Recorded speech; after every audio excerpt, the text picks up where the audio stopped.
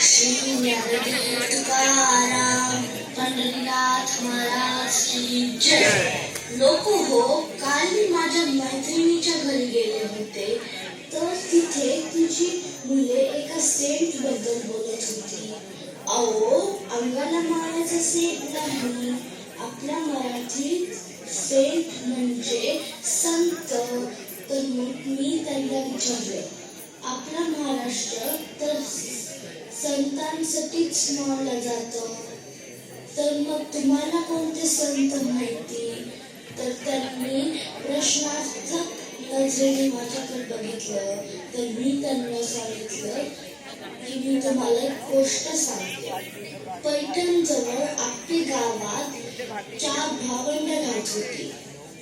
पहिला निवृत्ती, मग ज्ञानेश्वर, सोपान आणि मग त्यांची छोटी लाडकी बहीण मुक्ताई. गावाने त्यांना वाईट घातलं होतं, म्हणजे त्यांचे काही खायचं नाही, त्यांना काही द्यायचं नाही आणि त्यांना शिकू द्यायचं नाही. तर एकदा काय झालं,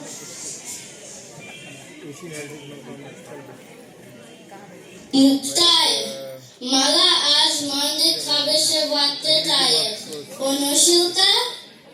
हो दादा, बनवते ना. कुंभे दादा, मला मातीचं कापड देतो का?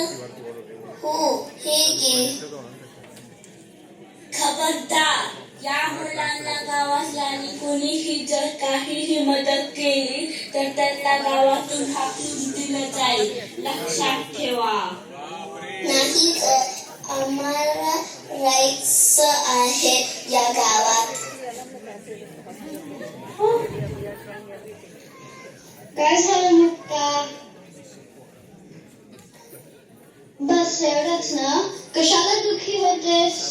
कर तू तयारी, आपण छान मांडे बनवूया.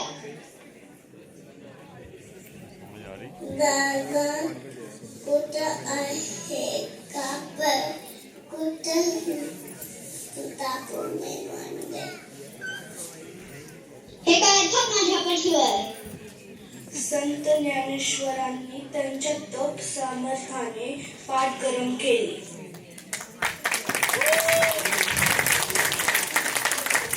माझ्या चुकांना क्षमा करून माझा शिष्य म्हणून स्वीकार करावा.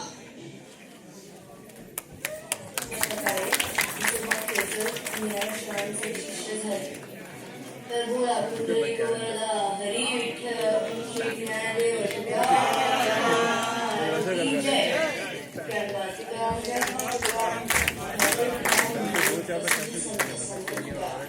त्यांचा जन्म महाराष्ट्रात देहू या गावी झाला. त्यांनी अनेक अभंग रचले. त्याची एक गोष्ट सांगते तुम्हाला. एकदा गावकरी तक्रार घेऊन रामेश्वर शास्त्रीकडे गेला.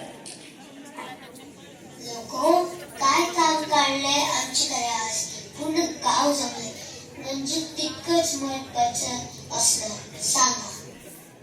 शास्त्रीजी, तुम्ही त्या चुकीबद्दल ऐकलंय का? हो ना, सगळ्यांना फसत होय तो तुमच्या.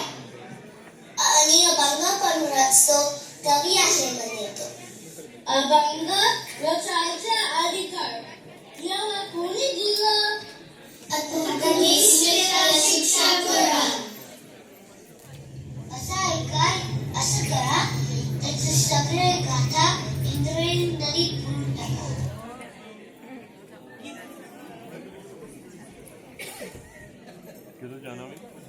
विठ्ठल विठ्ठल, जशी तुमची इच्छा माऊली तशीच माझी आहे. अहो, काहीतरी खाऊन घ्या.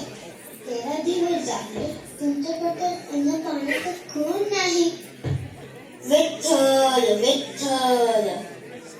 तुकारामांची भक्ती पाहून इंद्रायणी नदीने त्यांच्या गाथा भिजून देता जशाच्या तशा वापस गेली. अरे ते बघा, पाण्यावर काहीतरी तुरंगतंय. पाण्यावर काही